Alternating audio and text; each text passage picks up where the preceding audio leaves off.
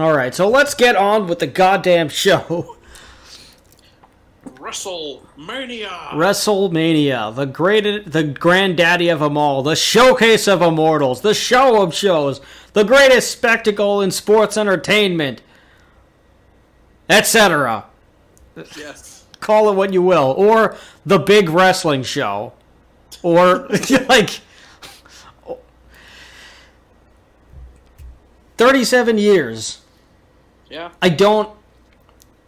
And it's so crazy because this whole thing was like Vince McMahon's like last ditch effort before like wrestling died.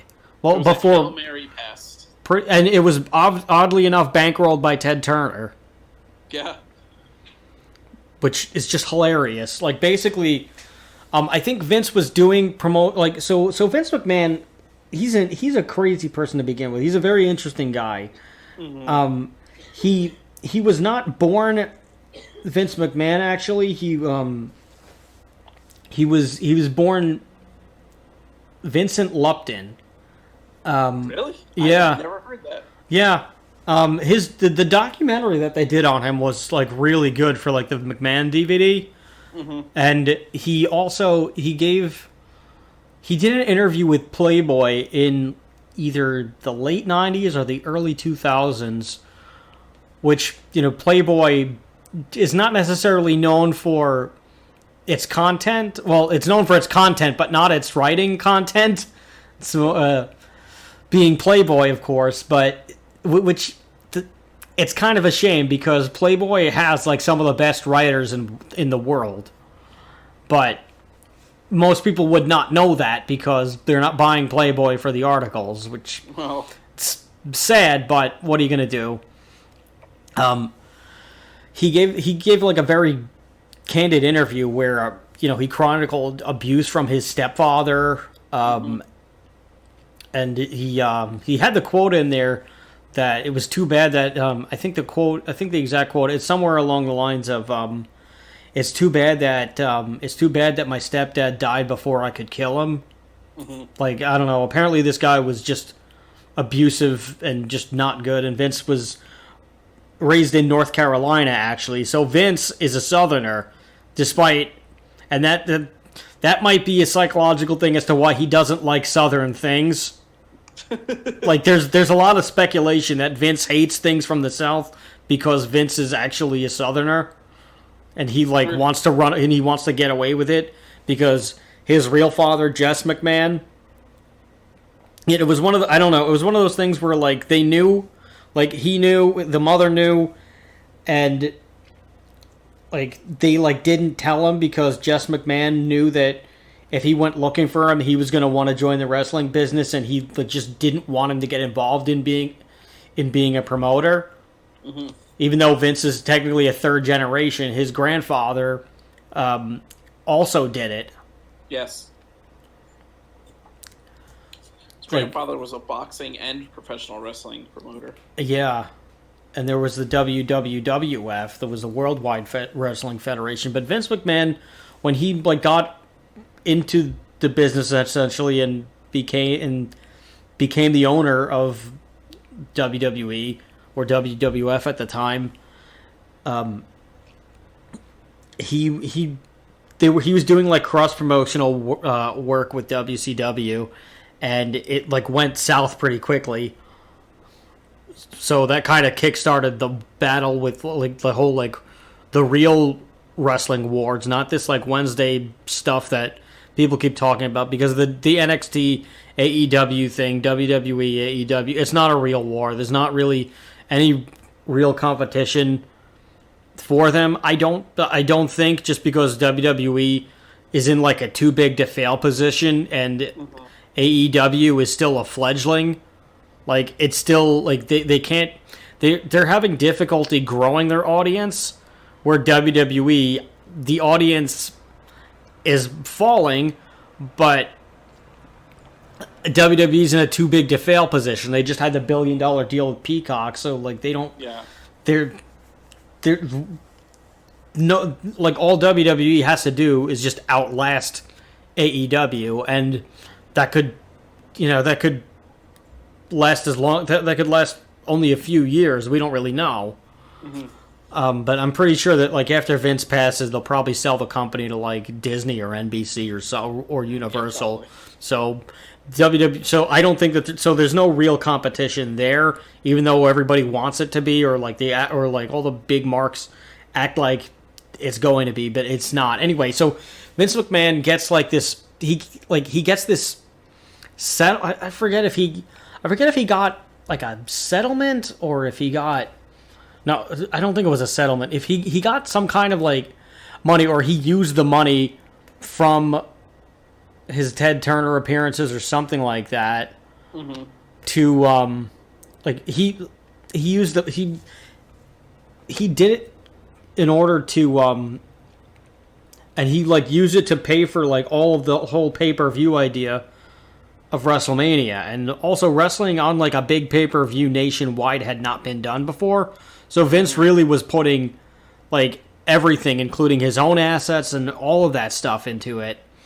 And like again, I'm not quite like I forget how the story goes, and I apologize if I'm getting it wrong, but like he got money through Ted Turner in some way. And he used those funds as well as his own to put on the first WrestleMania. And if that didn't succeed, then they were pretty much going to close. Yeah. Because what he had done was he started bankrupting all of the territories around him too by buying all of their top guys. So he started that whole like domino effect of being, the number one promotion. Where at the time it was WCW, but that only lasted up until, I think, December 1997. Yeah. I also want to point out that technically WrestleMania wasn't the first wrestling pay-per-view, because WCW had put on Starrcade, I believe, the previous year. Yes. The difference was that I think it was the national scale that was the difference. Yeah. It wasn't the first wrestling pay-per-view. Yeah, Starrcade was more of a regional thing. Yeah. Also, WrestleMania, while Starrcade was kind of like the biggest names in wrestling at the time, WrestleMania was more geared towards getting a wider audience of the general public. So there was a lot of celebrities, like Muhammad Ali. I'm pretty sure Cyndi Lauper was involved with the first. They were getting a lot of mainstream celebrities. So whereas Starrcade was kind of like a exhibition of like the best talent in wrestling at the time, WrestleMania was more of a like, let's see how many people we can get to watch pro wrestling by having all these big name stars on there. Well, that was where it started to like get into the whole like sports entertainment idea, because Vince had he had a vision that like not of what wrestling could be per se, but of what mainstream wrestling could be, because what WCW was doing and what WWE were doing were always two very different things. Up until even when we get to the eventual sports entertainment and whatever you want to call it. Yes. The WCW was strictly a wrestling product. The NWA was strictly a wrestling product. WWE has always tried to embody the entertainment aspect. It's always been like wrestling. I hate to say this, but like wrestling it's more prominent now, but wrestling in WWE has always kind of taken a back seat to the entertainment portion. Yeah, absolutely. And, we can have an argument on like, was that the best thing for wrestling or was it the worst thing for wrestling? It's hard to tell. It's hard to say. It's hard to say because, essentially it saved wrestling, because wrestling was really getting hit hard in the 80s. Public scrutiny was at an all-time high because there was, the fears over steroid abuse. You had the whole thing with that we talked about on the first episode with Dr. D, who slapped a reporter. People, the public was really starting to scrutinize wrestling, and at the same time they were losing fans. Like there wasn't really nearly as many people watching wrestling. So you could really argue that in some ways WrestleMania and Vince saved wrestling, but at the same time, it kind of fundamentally changed wrestling because Vince basically monopolized wrestling, by buying up all the territories, and B, they turned wrestling into a main, and this is like, the whole like hipster argument, like when things get popular, they're not as good. When the more mainstream things get, the less good they are. So that's not always true. That always depends on how it's on how the product is being handled. Like whether or not the product changes. That depends, because you could say, because like the MCU, perfect example of this. Mm-hmm. It's as mainstream as it could get, to the point where, I don't know, but I can't speak for everyone, but I'm starting to tire of it, because I'm getting into I think that there's just like a superhero overload thing. But like the MCU, it's it's as mainstream as it could get, yet it's all pretty well done. I can't say that there's any bad movies necessarily, but there's not any. Yeah, I would say there's varying levels, but I wouldn't say that any of them, that any of the Marvel movies suck. No, they're not terrible, but again, it's like not great filmmaking. Like you're not watching it to like see like a great plot or great acting. You're watching it because there's big explosions and cool like mech suits and superheroes and all this other good action sequences. Right, but I know what I want, and they're delivering it to me. Right. So I have very specific expectations. This is why I'm like using this, because you could compare it directly to wrestling. Whereas with wrestling, I know what I want, and many times they do not give it to me anymore. Yes. So that is the problem. And it's like so it's the same argument. Wrestling became that, like, where it's like big big guys and stuff like that, and like just like big personalities and crazy characters, and it's fun to watch. If you want to watch like good technical wrestling, well, you watch the indies then, or something like that, or or New Japan's, something that's not as mainstream. So you kind of you still have the choice there to get, if you really want to see like the big stars that are like the top of the wrestling industry, you could watch WWE, WrestleMania, that kind of thing. If you want to see like better, good technical wrestling, then Ring of Honor, right? But it depends. Like, you do have your flavors, and that's nice. Mm-hmm. But I do wish that the mainstream stuff was better, because I know that it can be. It's just seen better days, but the problem is the product is just not what it used to be, because it either too much of it doesn't make any sense, or the booking is lazy, or well, that's definitely for sure. I would say the booking is definitely. I would say that's probably the worst thing, is that it just doesn't make any sense and that it's lazy.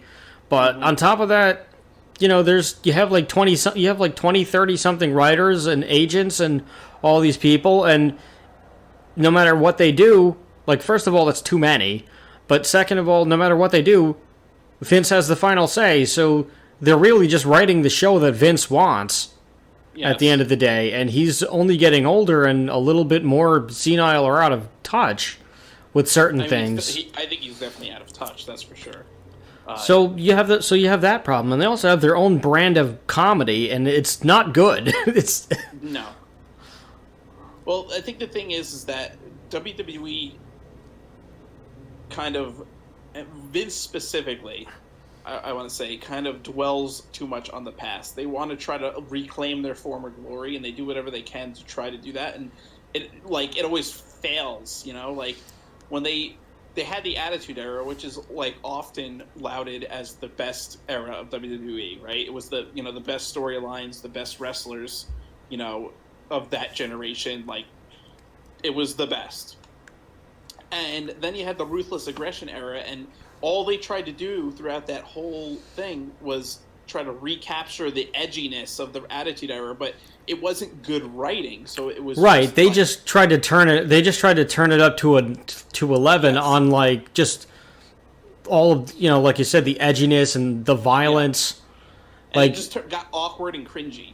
And then they went PG. At points, it either became like, so it was either it either became like it never fell into like a just okay thing. The ruthless aggression stuff. It was either, oh, this is really great, or this is, why is this on TV? yeah. It was never anything else. Right. There was never like that was just okay. There wasn't like, but there were too many things that became forgettable. But memorable. But I would say for every really great thing that they did, there was something equally bad. Right. And it was weird because they would have good wrestling matches, but with really terrible storylines. Like, yes. Like the custody of Dominic ladder match between Eddie Guerrero and Rey Mysterio. Yeah, like they could, like if they wanted to do a ladder match. They're great match, great technical wrestlers that worked so great together in the ring. But the storyline is like, what were they thinking? Like, yeah. Or the infamous Katie Vick storyline where, oh my god, we have two good wrestlers who are fighting over who are both champions. We're like, why can't, like, we need to see these people to fight for, like, to unify the belts, or to see if one guy is just going to get 2 belts, and for one belt or the other, or both, and for whatever reason, instead of just something coherent, we got a necrophilia angle that nobody asked for. But we got that. Like, I just don't understand. There were a lot of, like, but the match wasn't half bad. But the storyline, terrible. Yeah. And then you had the PG era, which they continued to try to, like, make it like the Attitude Era, except they couldn't do any of the edginess because it was PG. So it became like awkward and cringy and forgettable. I think in a lot of ways. I mean the early PG era, besides like some of the there was a couple highlights, obviously, like CM Punk, with the pipe bomb, and there's really not much. Maybe the advent of NXT, and like how that kind of like blew up. And NXT was horrible in the beginning. Yeah, but you look at how many of the once they actually figured out what they wanted to do, like once they got away from the whole reality TV element of it, then it was the reality TV thing. Right. Once they started to actually make it a real show about like a real wrestling show about the talent who was doing what they had trained to do all their lives, then it was good. Yeah. But it had a very bad beginning. Yeah. But all this stuff just kind of stems from WrestleMania. This whole WWE style. I mean, and that first one really, like, it gave them the gangbuster numbers that they needed. And they had Mr. T with Hulk Hogan, who were like the two biggest stars in their own worlds at the time. Like Mr. T, you couldn't get enough of him. And they had wait, was Rocky 3 85 or was that later? I think Rocky 3 was 84. Or was it earlier? Hold on. Rocky 3. Okay, well, the two had been in a movie together anyway. 82 Rocky 3 came out. So. Oh, wow. So, yeah. So, I mean, you had Mr. T and Hulk Hogan in that. Obviously his Thunder Lips. Yep. Muhammad Ali was a special referee. Like, they got everybody they needed. They even got Liberace as the timekeeper, for God's sakes. Yeah. And I think they made him dance with the Rockettes in there. Because, of course, it was in Madison Square Garden. Where else are you going to do it? Well, yeah. But yeah, the attendance for the event. Now, I know WWE likes to inflate their numbers on the attendance, but these may have been real numbers since this was the first time. Since this was the first one, they may have actually been honest. The attendance was 19,121. I'm not sure how many people MSG fully seats when you don't have the whole like entrance, the camera aisle, and all that other stuff. Right. But you fit nearly 20,000 people in the room. That's pretty great. That's, well, for the 80s, definitely. Yeah, for 85, yeah. Yeah. The event was seen by over 1 million viewers through closed circuit, so it was the biggest one on closed circuit of all time. Which was that was basically the precursor to pay-per-view was closed Yeah. circuit television. It was and also again a complete Hail Mary. If this failed, then World Wrestling Federation would have been insolvent. Yeah. McMahon put all of his money that he had into this, right? Borrowed money to put into this. Well, and this would have destroyed World Wrestling Federation and possibly destroyed a good chunk of the wrestling industry. Yeah. And well, I wonder if. I'm sorry. Go on. I was going to say it might have it might have turned out differently going even into the 90s. It might have rippled into we might have had a completely different wrestling industry now if that had failed. Yep. I wonder if WrestleMania had failed and the then WWF went bankrupt and shut down, I wonder if WCW would have just continued doing what McMahon did and just cherry picked all the big talents from the territories. Or if they would have just left them alone and then the territories would have just gotten their guys back and they would have just been able to go back to the way things were. I think at that time WCW was way more into respecting the territory system. So, maybe if someone had taken over WCW with the same intentions that Vince McMahon had of taking over the territories, then perhaps they would have turned into that. Maybe WCW would be now the preeminent wrestling company in the world. Yeah, well, who was running WCW at the time? I am not actually sure. It wasn't Ted Turner yet. Ted Turner just owned the Turner Network. He didn't own anything else. Right, and he owned the he owned the Turner Network and he owned WCW. But who was running it? Because Ted Turner wasn't running it. He was running all of Turner at the time. WCW was just another program on his lineup. Who was the guy who was in charge of WCW? Let's see. Because I'm wondering if this was Bill Watts at the time. Jim Barnett. Oh, okay, yeah. Yeah, he came from a line of wrestling promoters, and I don't know if the son or the grandson is Josh Barnett. And Jim Crockett also, I think, was involved in some capacity as well. Well, because Jim Crockett was doing NWA, and they had the cross-promoting thing. Mm-hmm. Yeah, so it probably would have just went back to the way that it was. Yeah, I think so. It probably... again, so the territories probably would have been they probably would have been able to to get themselves back on their feet, maybe. I don't think every territory, but I think the bigger ones would have been okay.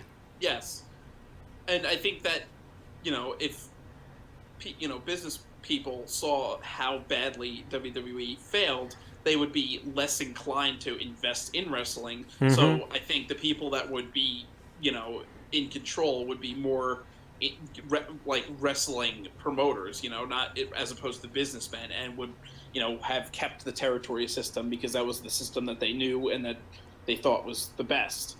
So honestly, we might still be in the territory system if it wasn't for the success of the first WrestleMania. Yeah, we probably would, or at least we would have for a long time. Yes. I think the territories would have stayed well into the 90s, definitely. Yeah, because I don't think Paul Heyman would have done the same thing with I don't think he would have done what Vince did with WCW, with ECW. I think Paul Heyman would have just started ECW, and there would have been, they probably would have done a territory thing too. That probably would have just been the Philadelphia territory, which was just like the Extreme one. Unless he might have been able to expand to what was left of the New England territory after WWF was gone. You know? Yeah, that's possible. He could have been the big New York territory. Yeah. You don't know, but it would have been. It would be interesting to go into that reality and just see what that is. Yeah. But anyway, long story short, WrestleMania was a big success, and it took wrestling to the heights that it was to unprecedented heights. Mm-hmm. As well as that company, it ended up becoming the biggest company. But Vince took the biggest gamble, and it paid off. Yeah. Well, I mean, you gotta spend money to make money. Yeah. He did.